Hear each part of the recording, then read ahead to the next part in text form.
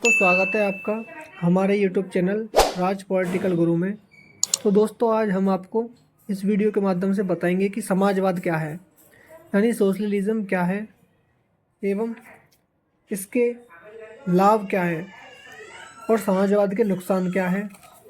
ये सब हम आपको इस वीडियो के माध्यम से बताएंगे। तो दोस्तों, बने रहिए हमारे साथ।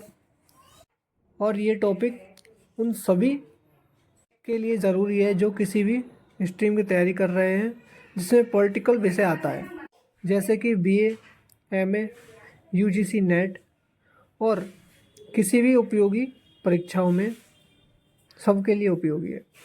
तो दोस्तों, बने रहिए हमारे साथ। तो स्टार्ट करते हैं। समाजवाद यानी सोशलिज्म।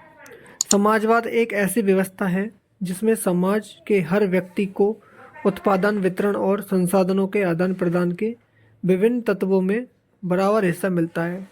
स्वामित्व का एक ऐसा स्वरूप शासन की लोकतांत्रिक व्यवस्था के जरिए दिया जाता है। समाजवाद को सहकारी व्यवस्था के जरिए भी प्रदर्शित किया गया है, जिसमें समाज का हर सदस्य सामुदायिक संसाधनों का हिस्सा रखता है। इसमें पहला पॉइंट देखिए दोस्तों, समाजवाद में उत्पादन के साधनों पर सार्वजनिक स्वामित्व होता है। समाजवाद में मांग और आपूर्ति का नियम काम नहीं करता है। समाजवाद में सभी को एक समान माना जाता है और सभी के लिए समान अवसर की गारंटी होती है।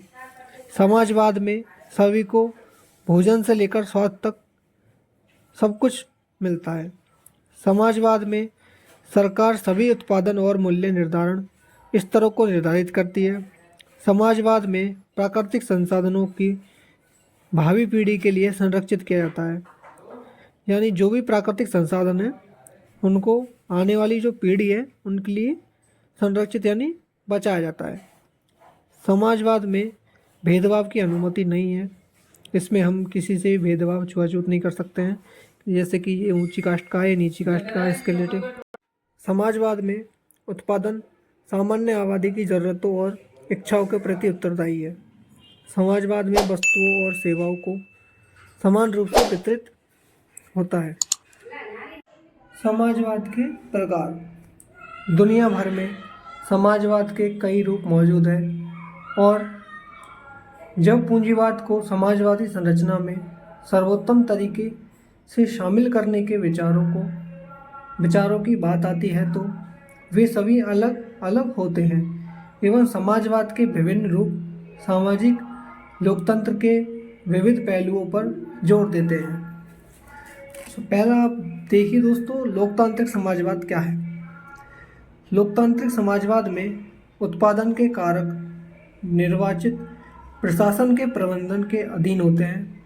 ऊर्जा, आवास और परिवहन जैसी महत्वपूर्ण विशेषताओं और सेवाओं को केंद्रीकृत नियोजन के माध्यम से वितरित किया जाता है, जबकि उपभोक्ता उत्पादनों को वितरित करने के लिए मुक्त बाजार प्रणाली का उपयोग किया जाता है। दूसरा है दोस्तों, क्रांतिकारी समाजवाद।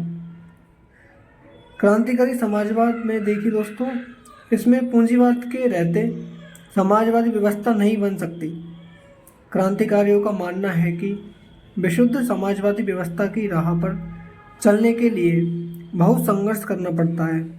ऐसी व्यवस्था में उत्पादन के कारकों का स्वामित्व और संचालन श्रमिकों द्वारा एक अच्छी तरह से विकसित और केंद्रीकृत संरचना के माध्यम से किया जाता है।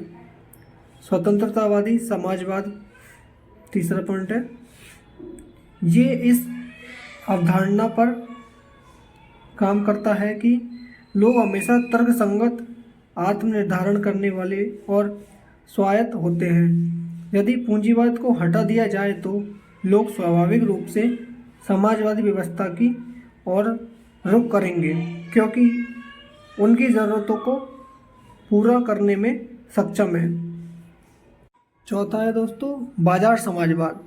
इसके तहत उत्पादन प्रक्रिया सामान्य श्रमिकों के नियंत्रण में होती है। श्रमिक तय करते हैं कि संसाधनों का वितरण कैसे किया जाना चाहिए।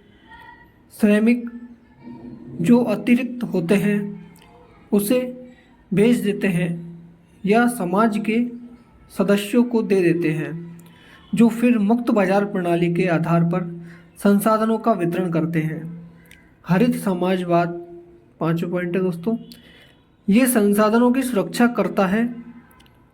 हरित समाजवादी समाज में बड़ी कंपनियों का स्वामित्व और संचालन जनता के पास होता है।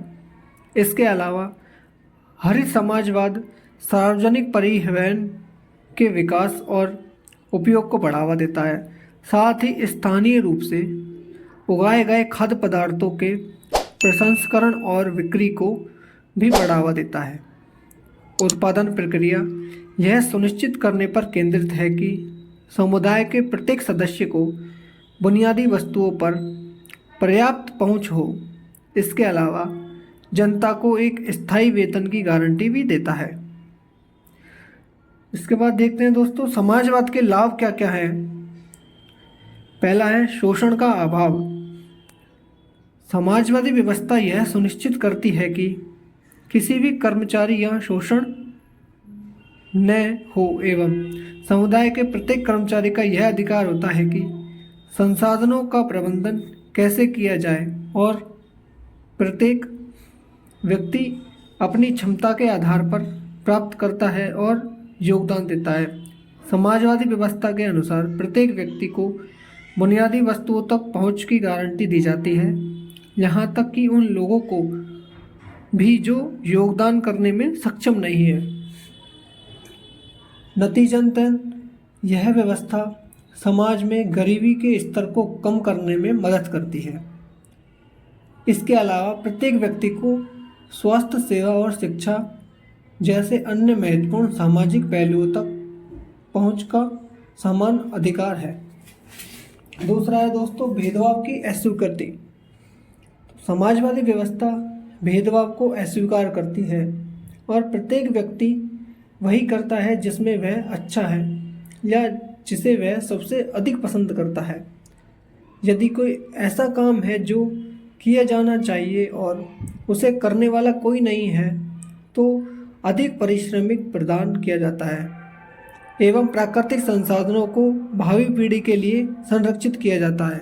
आगे देखिए दोस्तों समाजवाद के क्या क्या नुकसान हैं। पहला है सहकारी पूलिंग पर निर्भरता। शायद समाजवादी व्यवस्था का सबसे बड़ा नुकसान यह है कि यह काम करवाने के लिए सहकारी पूलिंग पर निर्भर है। इसके अलावा जो लोग समुदाय से प्रतिस्पर्धी हैं उन्हें नकारात्मक नज़रिए से देखा जाता है। समाज सहयोग की अपेक्षा करता है, प्रतिस्पर्धा की नहीं। दूसरा पॉइंट है दोस्तों प्रतिस्पर्धा और नवीनता का अभाव। समाजवाद उद्यमशीलता या प्रतिस्पर्धा को पुरस्कृत नहीं करता है। नतीजतन समाजवादी व्यवस्था पूंजीवाद की तरह नवाचार को प्रोत्साहन नहीं करती है। समाजवाद के अनुसार प्रतिस्पर्धी व्यक्ति व्यक्तिगत लाभ के लिए सामाजिक अशांति पैदा करने के तरीके खोजता रहता है। तो दोस्तों आपने देखा इस वीडियो के माध्यम से कि समाजवाद क्या है और इसके लाभ क्या है, नुकसान क्या है, इसकी विशेषताएं क्या है। दोस्तों अगर आपको ये वीडियो पसंद आई तो लाइक करिए, सब्सक्राइब करिए हमारे चैनल को और कमेंट के माध्यम से बताइए कि आपको किस टॉपिक पर वीडियो चाहिए। हम उस पर ज़रूर वीडियो लाने की कोशिश करेंगे। और वीडियो अच्छा लगा हो तो इसको शेयर करना भी ना भूलें। धन्यवाद दोस्तों।